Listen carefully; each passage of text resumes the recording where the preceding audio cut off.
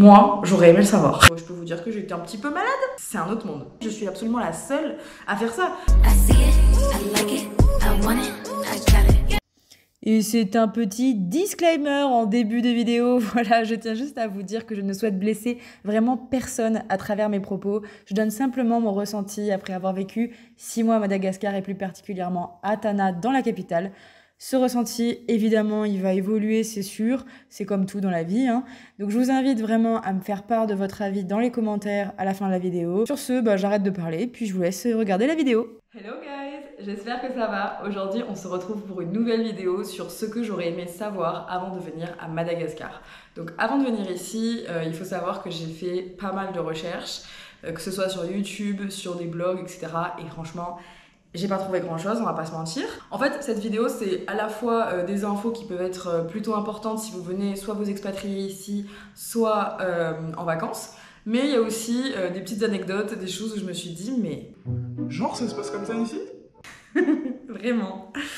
Donc, on commence tout de suite. J'ai mes petites notes sur mon téléphone. Donc, première chose, si vous décidez de venir à Madagascar, que ce soit pour des vacances ou pour vous expatrier et que vous avez besoin de louer une voiture, vous allez très certainement louer une voiture avec un chauffeur. En fait, c'est hyper difficile ici de louer une voiture sans chauffeur. Je sais que ça existe, mais c'est assez galère et c'est plutôt déconseillé pour des étrangers. C'est pas plus mal que vous ayez quelqu'un qui parle malagasy, quelqu'un qui connaît, quelqu'un qui pourra vous donner des conseils parce que très souvent les chauffeurs sont aussi des guides. Quand vous partez un peu dans les provinces, les chauffeurs peuvent vraiment vous donner des tips, que ce soit au niveau des restos, que ce soit au niveau des hôtels, que ce soit au niveau des randonnées, etc. Donc c'est vraiment bien de ne pas être seul à Madagascar au niveau sécurité. C'est vraiment ce qui est recommandé. Comme je vous disais dans ma deuxième vidéo sur l'arrestation que j'ai vécue par la police ici, l'insécurité est présente. Ça, on peut pas le nier parce que, effectivement, il y a de la sécurité partout. Enfin, quand je dis la sécurité, c'est des gardes absolument partout, etc. Enfin, on s'en doute. Néanmoins, si vous faites preuve de bon sens, a priori, vous n'aurez pas de problème. Bon, bien sûr, vous pouvez toujours avoir de la malchance. Hein, je veux dire, des agressions, il y en a partout dans le monde, hein, que ce soit à Madagascar ou ailleurs, même en France, même aux États-Unis. Une des façons de faire preuve de bon sens, c'est de ne pas essayer de chercher à tout prix à voyager dans Madagascar seul. Je sais qu'il y a des gens qui aiment bien voyager un peu tout seul en mode sac à dos et tout. Alors c'est possible à Madagascar, mais attention à vous. Attention à vous clairement. Mais partir vraiment tout seul en mode sac à dos sans rien pendant plusieurs semaines, c'est peut-être un peu ambitieux. Partir sur quelques jours tout seul et puis après retrouver peut-être un chauffeur, un guide ou des amis, etc. Ça, je pense que c'est envisageable. Ensuite, on va parler plus alimentation.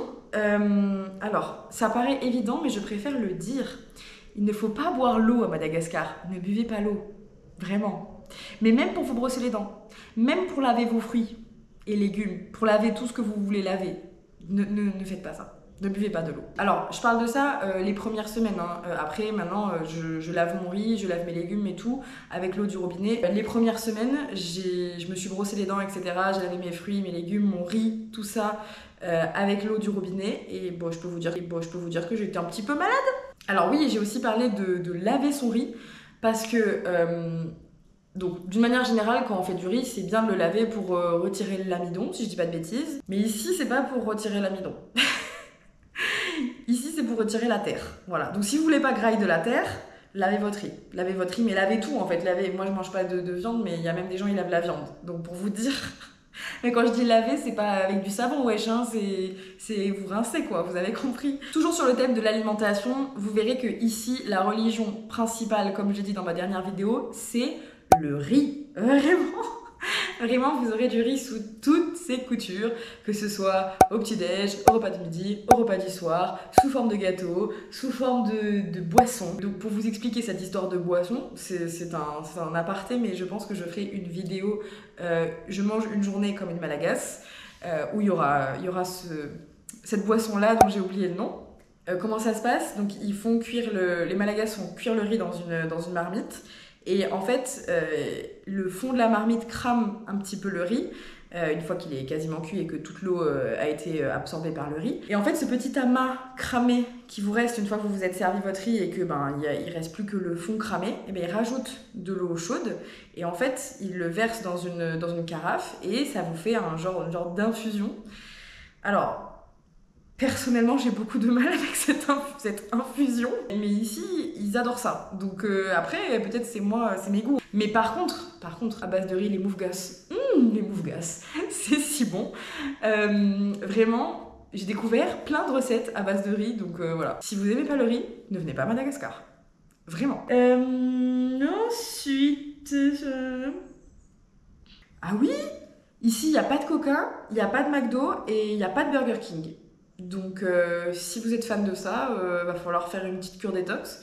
Bon, perso, je m'en contrefous, mais il y en a certains pour qui ça peut être important de savoir qu'il n'y a pas ça. Il y a des KFC, ça c'est le seul fast-food qu'il y a.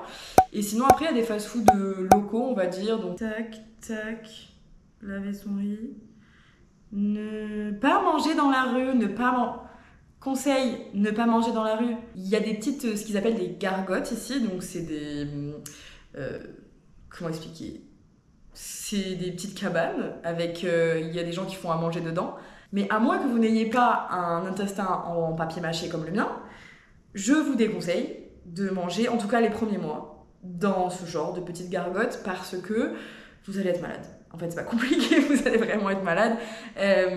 Mais honnêtement, si vous vous installez ici et que vous restez plusieurs mois et que vous vous habituez petit à petit à l'eau, aux aliments, allez-y progressivement. Et petit à petit, vous allez pouvoir aller dans ces gargotes et vraiment tester la vraie nourriture malagasy, quoi. Le vrai sakaf, comme on dit.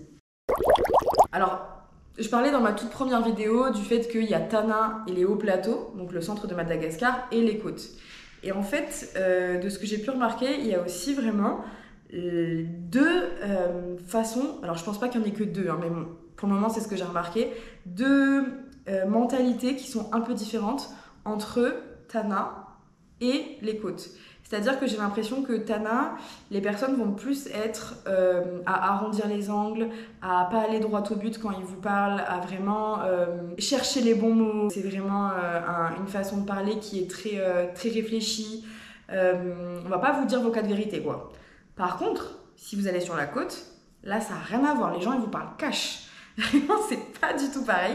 Donc, c'est deux façons de penser très différentes. Et même dans le milieu professionnel, en fait, on s'en rend compte. Les gens qui viennent des côtes et qui travaillent à Tana, on les remarque direct parce qu'ils ont une façon de s'exprimer et une façon de gérer les échanges qui est ultra différente des gens de Tana. Il n'y a pas une façon mieux ou moins bien, c'est juste un constat que je fais.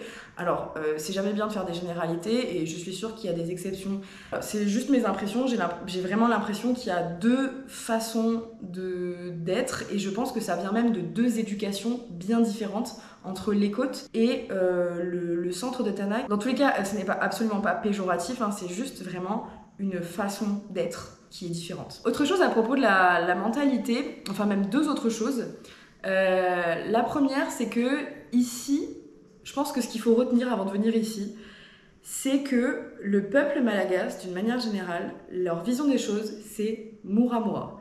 Muramura, ça veut dire tranquille. Vraiment, ça veut dire tranquille, ça veut dire tout va bien, les choses vont bien se passer.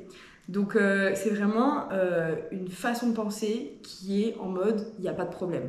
Et c'est super agréable. En vrai, moi qui suis française et qui ai plus été éduquée en mode il faut se battre pour réussir dans la vie, il faut travailler pour avoir ce qu'on veut, enfin, vraiment le truc genre business, il faut gravir les échelons et tout, il faut se relever, machin.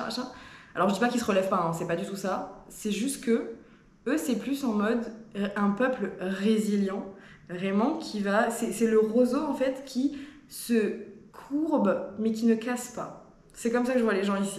Vraiment, qui s'adaptent. Et il y a un cyclone qui est passé sur notre île, on va réparer. Contrairement à la France, où il y a énormément de grèves, où voilà, les gens sont très souvent dans l'idée de se rebeller, etc. Ici, c'est pas du tout le cas. Donc je dis pas que, encore une fois, hein, je dis pas qu'il y a une façon mieux ou moins bien, c'est juste un constat, c'est qu'en France, on est du genre à râler, du genre à vraiment dire les choses qui ne vont pas.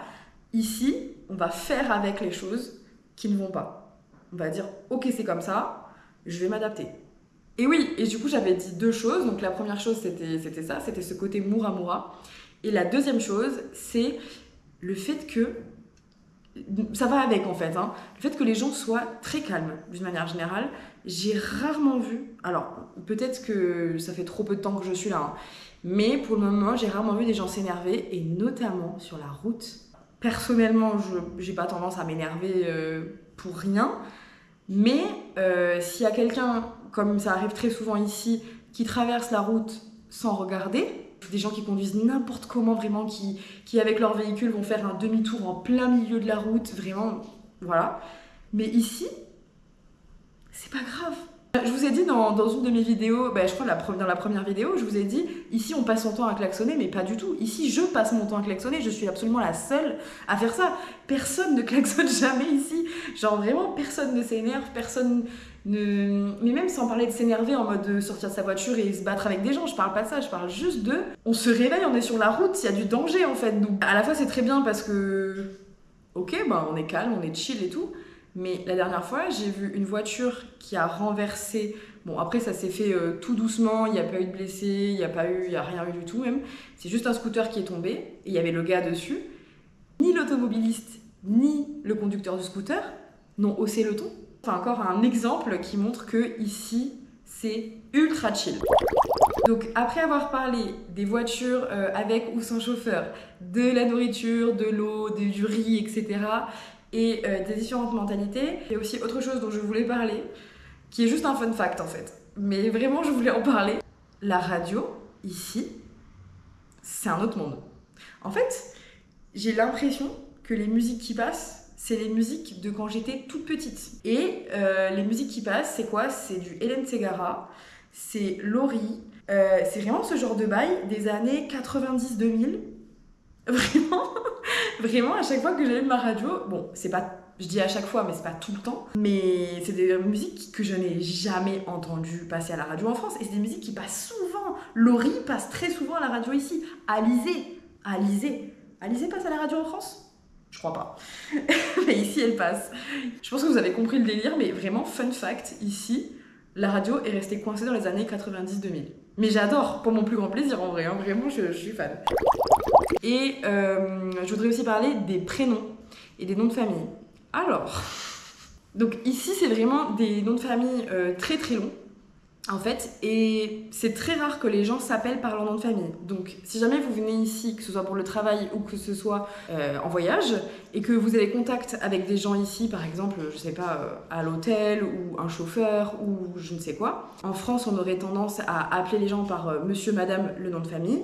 Ici, c'est assez différent. Ils vont s'appeler avec un bout de leur deuxième prénom.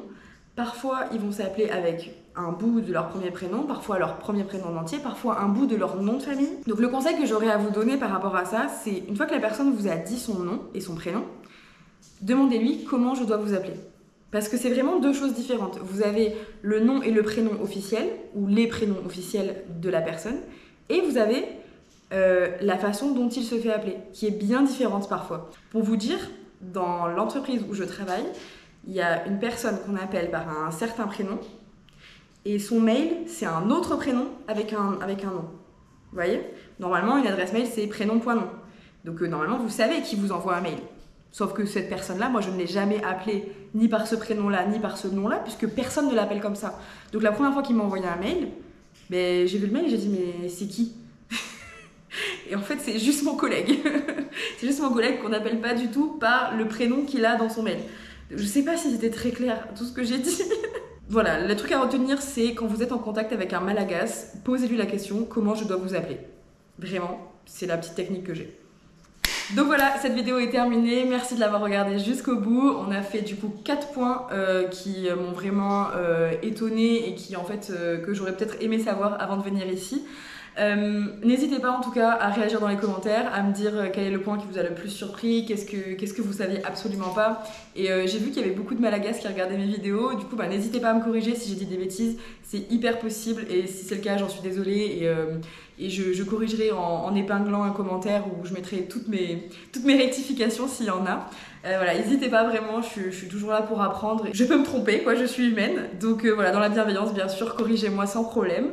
Je vous dis à très bientôt pour une nouvelle vidéo et surtout prenez soin de vous. Bye!